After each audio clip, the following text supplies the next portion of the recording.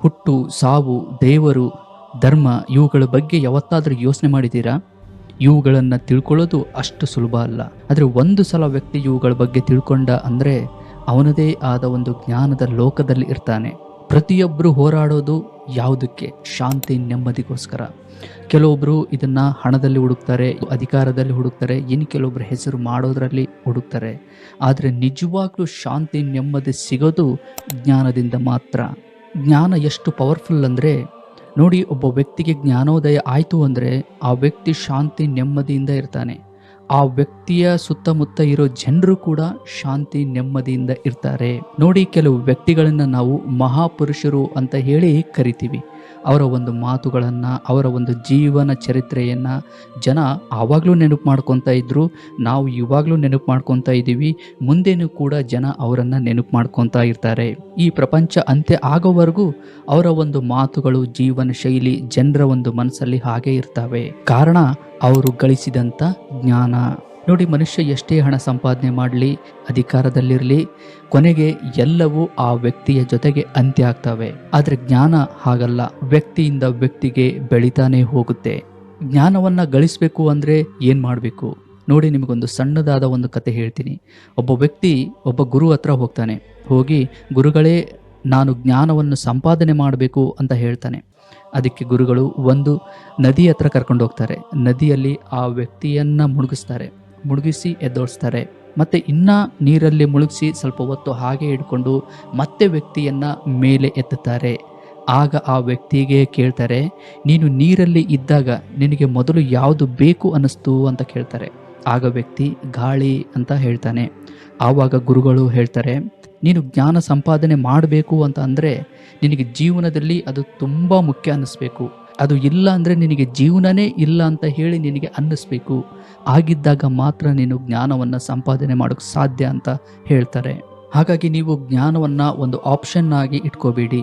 ಜೀವನದಲ್ಲಿ ನಾನು ಅದನ್ನು ಪಡಿಲೇಬೇಕು ಅನ್ನೋ ಒಂದು ಹಠದಲ್ಲಿ ಇರಿ. ನಿಮ್ಮ ಹತ್ರ ಏನಿದೆಯೋ ಅದರಲ್ಲೇ ಮಗ್ನರಾಗಿ ಇರಬೇಡಿ. ಮತ್ತು ನಿಮಗೆ ಗೊತ್ತಿರೋದನ್ನೇ ಸತ್ಯ ಅಂತ ಹೇಳಿ ಭಾವಿಸಬೇಡಿ. ಬಾವಿಯಲ್ಲಿರುವ ಕಪ್ಪೆಯ ಹಾಗೆ ಆಗ್ತೀರಾ. ನಿಮ್ಮ ಯೋಚನೆಗಳು ವಿಶಾಲವಾಗಿ ಇರೋದಿಲ್ಲ. ಜ್ಞಾನದ ಮೊದಲ ಕೀಲಿಕೈ ಏನು ಅಂತಂದರೆ ನನಗೆ ಏನು ಗೊತ್ತಿಲ್ಲ ಅಂತ ಭಾವಿಸೋದು. ಜ್ಞಾನವು ಸಮುದ್ರದಲ್ಲಿರುವ ಮುತ್ತಿನ ಹಾಗೆ, ಅದಕ್ಕೆ ಎಲ್ಲರೂ ಆಸೆ ಪಡ್ತಾರೆ, ಆದರೆ ಅದನ್ನು ಪಡ್ಕೊಳ್ಳೋಕೆ ಕೆಲವೊಬ್ಬರು ಮಾತ್ರ ಕಷ್ಟಪಡ್ತಾರೆ. ಜ್ಞಾನ ಗಳಿಸ್ಬೇಕು ಅನ್ನೋ ಒಂದು ಆಸೆ ಇದ್ರೆ ಸಾಲದು, ಯೋಚನೆ ಇದ್ರೆ ಸಾಲದು, ಅದರ ತಕ್ಕ ಹಾಗೆ ಕಷ್ಟಪಡಬೇಕಾಗುತ್ತೆ. ಜ್ಞಾನ ಅಂದರೆ ಏನು ನೋಡಿ, ಜ್ಞಾನದಲ್ಲಿ ಎರಡು ವಿಧ. ಒಂದು ಪ್ರಾಪಂಚಿಕ ಜ್ಞಾನ, ಇನ್ನೊಂದು ಆಧ್ಯಾತ್ಮಿಕ ಜ್ಞಾನ.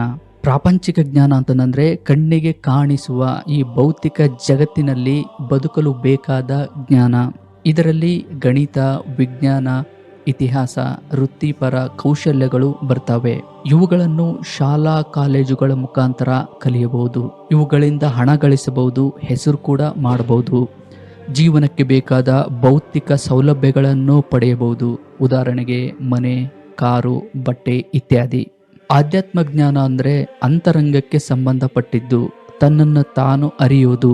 ಮನುಷ್ಯ ಹೇಗೆ ಸೃಷ್ಟಿಯಾದ, ದೇವರು ಅಂದರೆ ಯಾವುದು, ಜೀವನದ ಉದ್ದೇಶ ಏನು, ಹುಟ್ಟು ಸಾವು ಯಾಕೆ ಆಗ್ತವೆ, ಇವು ಎಲ್ಲವೂ ಆಧ್ಯಾತ್ಮ ಜ್ಞಾನದಲ್ಲಿ ಬರ್ತವೆ.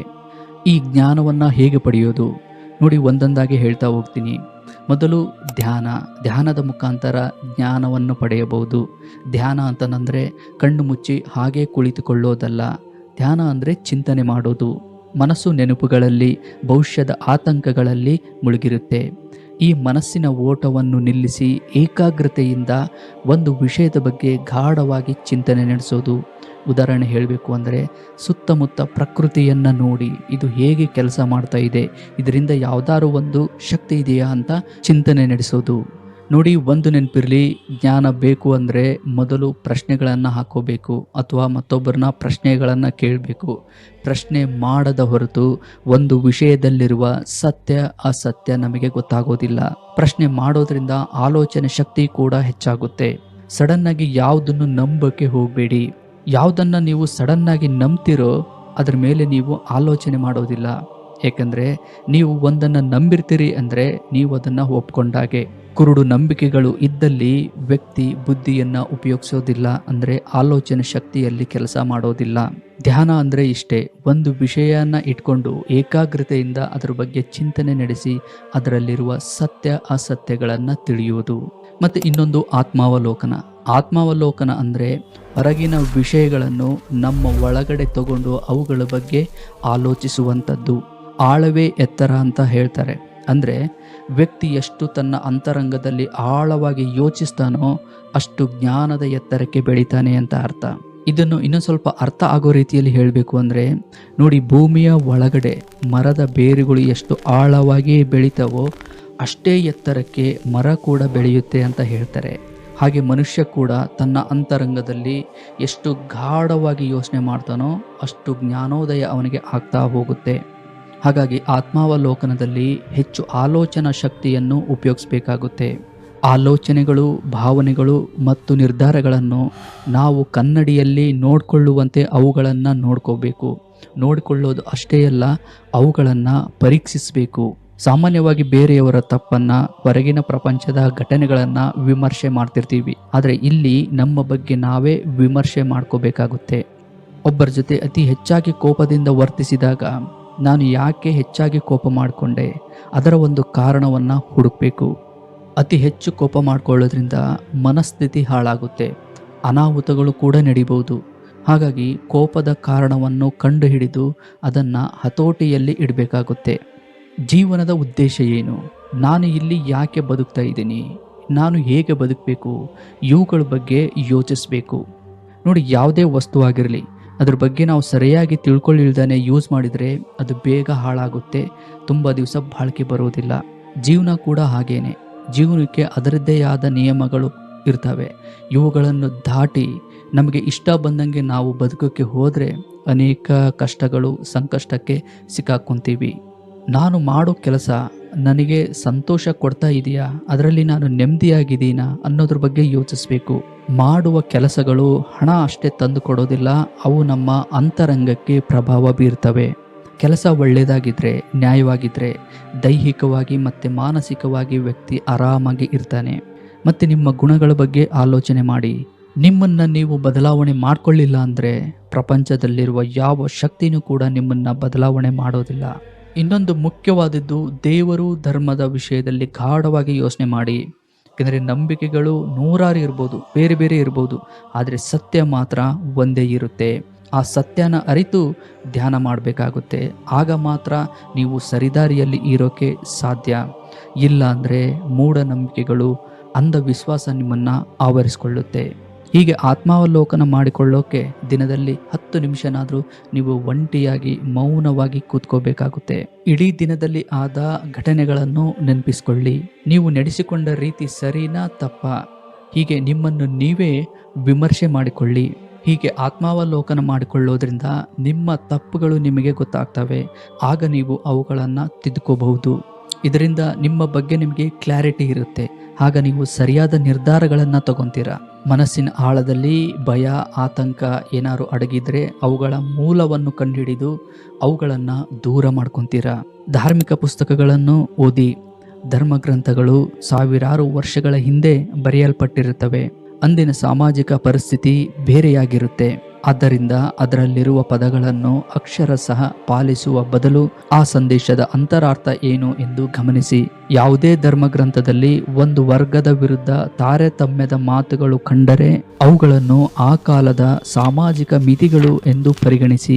ಯಾವುದು ನೈತಿಕವೋ, ಯಾವುದು ಸಮಾನತೆಯನ್ನು ಸಾರುತ್ತದೆಯೋ ಅದೇ ಧರ್ಮವೆಂದು ತಿಳಿದು ವಿವೇಕದಿಂದ ಓದಿ. ಕೇವಲ ಒಂದು ಗ್ರಂಥಕ್ಕೆ ಅಂಟಿಕೊಳ್ಳದೆ ಬೇರೆ ಬೇರೆ ಧರ್ಮದ ಪುಸ್ತಕಗಳನ್ನು ಓದಿ. ಎಲ್ಲವೂ ಅಂತಿಮವಾಗಿ ಹೇಳುವುದು ಒಂದೇ, ದೇವನೊಬ್ಬ, ನಾಮ ಹಲವು. ಇದನ್ನು ಅರಿತು ಒಳ್ಳೆ ಮನುಷ್ಯನಾಗಿ ಬಾಳು ಅಂತ. ಜ್ಞಾನ ಯಾರಿಗೆ ಬೇಕು ನೋಡಿ. ಜ್ಞಾನ ಅಂದ ಕೂಡಲೇ ಕೆಲವರು ಏನು ಅನ್ಕೊಂತಾರೆ, ಅದು ಸ್ವಾಮೀಜಿಗಳಿಗೆ, ಪಂಡಿತರಿಗೆ, ಮತ್ತು ಮಠಾಧೀಶರಿಗೆ ಮತ್ತು ಸನ್ಯಾಸಿಗಳಿಗೆ ಅಂತ ಹೇಳಿ ಭಾವಿಸಿರ್ತಾರೆ. ಇವು ತಪ್ಪು ಕಲ್ಪನೆಗಳು. ಒಬ್ಬ ವ್ಯಕ್ತಿ ಜ್ಞಾನಿ ಆಗಬೇಕು ಅಂದರೆ ಅವನು ಸಂಸಾರ ಬಿಡಬೇಕಾಗಿಲ್ಲ, ಮಠ ಸೇರಬೇಕಾಗಿಲ್ಲ, ಸನ್ಯಾಸಿ ಕೂಡ ಆಗಬೇಕಾಗಿಲ್ಲ. ಅವನಿಗೆ ಜೀವನದ ಸತ್ಯ ಮತ್ತು ಭಗವಂತನ ಬಗ್ಗೆ ತಿಳಿದುಕೊಳ್ಳುವ ಹಂಬಲ ಇರಬೇಕು. ಜ್ಞಾನಕ್ಕೆ ಬಡವರು, ಶ್ರೀಮಂತರು, ಹೆಣ್ಣು, ಗಂಡು ಎಂಬ ಭೇದ ಇರೋದಿಲ್ಲ. ಅದನ್ನು ಯಾರು ಬಯಸ್ತಾರೋ ಅದು ಅವರಿಗೆ ಬಾಗಿಲನ್ನು ತೆರೆಯುತ್ತೆ. ಊಟ, ನಿದ್ದೆ, ಕಾಮ ಇವುಗಳೇ ಸತ್ಯ ಅಂತ ಹೇಳಿ ಸಮಯವನ್ನು ವ್ಯರ್ಥ ಮಾಡಬೇಡಿ. ಇವು ಪ್ರಾಣಿಗಳಲ್ಲಿಯೂ ಕೂಡ ಇರ್ತವೆ. ಈ ಪ್ರಪಂಚದಲ್ಲಿ ಎಷ್ಟು ಕೋಟಿ ಜೀವರಾಶಿಗಳಿದ್ದಾವೆ. ಅವುಗಳಲ್ಲಿ ಜ್ಞಾನದ ಮಾರ್ಗವನ್ನು ಹುಡುಕಿ ಭಗವಂತನನ್ನು ತಿಳಿದು ಮುಕ್ತಿಯನ್ನು ಪಡೆಯುವ ಜೀವಿ ಅಂದರೆ ಅದು ಮನುಷ್ಯ ಮಾತ್ರ. ನಿಮ್ಮನ್ನು ನೀವು ಸಾಮಾನ್ಯ ಅಂತ ಯಾವತ್ತಿಗೂ ಭಾವಿಸಬೇಡಿ. ನಿಮ್ಮಲ್ಲಿ ಭಗವಂತ ಆಲೋಚನೆ ಮಾಡೋ ಶಕ್ತಿಯನ್ನು ಇಟ್ಟಿದ್ದಾನೆ. ಅದನ್ನು ಹೆಚ್ಚು ಹೆಚ್ಚು ಉಪಯೋಗಿಸಿ. ಕ್ಷಣಕಾಲದ ಸುಖಗಳಿಗೆ ದಾಸರಾಗಬೇಡಿ. ಇವು ನಿಮ್ಮನ್ನು ಮೈಮರೆಸ್ತವೆ. ನೀವು ಒಂದು ಸಂತೆಗೆ ಹೋಗ್ತೀರಾ. ಏನಕ್ಕೆ ಹೋಗ್ತೀರಾ? ಮನೆಗೆ ಬೇಕಾದ ಅಗತ್ಯವಾದ ವಸ್ತುಗಳನ್ನು ತರಕ್ಕೆ ಹೋಗ್ತೀರಾ. ಆದರೆ ಸಂತೆಯಲ್ಲಿ ಹೋದಾಗ ಅಲ್ಲಿ ಕೆಲವೊಂದು ಮನಸ್ಸನ್ನು ರಂಜಿಸುವ ಆಟಗಳು ಇರ್ತವೆ. ಅವುಗಳನ್ನು ನೋಡಿ ನೀವು ಅವುಗಳಲ್ಲೇ ಮಗ್ನರಾಗಿ ನೀವು ಏನು ಅಂದ್ಕೊಂಡಿರ್ತೀರಲ್ಲ ಅವುಗಳನ್ನು ತರೋದನ್ನೇ ಮರೆತುಬಿಡ್ತೀರ. ಕೊನೆಗೆ ಹಾಗೇ ಮನೆಗೆ ಬಂದ್ಬಿಡ್ತೀರಾ. ನೋಡಿ, ಈ ಒಂದು ಪ್ರಪಂಚವೂ ಕೂಡ ಅಷ್ಟೇ. ಕ್ಷಣಕಾಲದ ಸುಖಗಳು ನಿಮಗೆ ತುಂಬ ಹಿತ ಅನ್ನಿಸ್ತವೆ. ಅಂದರೆ ವಾಸ್ತವದಲ್ಲಿ ಅವು ವ್ಯಕ್ತಿಯನ್ನು ದಾರಿ ತಪ್ಪಿಸ್ತವೆ, ಆಲೋಚನಾ ಶಕ್ತಿಯನ್ನು ಕಡಿಮೆ ಮಾಡ್ತವೆ. ಹಾಗಾಗಿ ಪ್ರಪಂಚದ ಯಾವುದೇ ಸುಖಕ್ಕೆ ಅಂಟಿಕೊಳ್ಳಬೇಡಿ. ಸ್ವತಂತ್ರವಾಗಿ ಯೋಚಿಸಿ. ನೋಡಿ, ಕೊನೆಯದಾಗಿ ಒಂದು ಮಾತು ಹೇಳ್ತೀನಿ ಕೇಳಿ. ಜ್ಞಾನವನ್ನು ಪಡಿಬೇಕು, ಭಗವಂತನನ್ನು ತಿಳ್ಕೋಬೇಕು ಅನ್ನೋ ಒಂದು ಹಂಬಲ ಇರಬೇಕು ನಿಮಗೆ. ಆಗ ನೀವು ಒಂದು ಹೆಜ್ಜೆ ಮುಂದಿಟ್ಟರೆ ಭಗವಂತ ನಿಮಗೋಸ್ಕರ ಎಲ್ಲ ದಾರಿಗಳನ್ನು, ಜ್ಞಾನದ ಬಾಗಿಲುಗಳನ್ನು ಓಪನ್ ಮಾಡ್ತಾನೆ.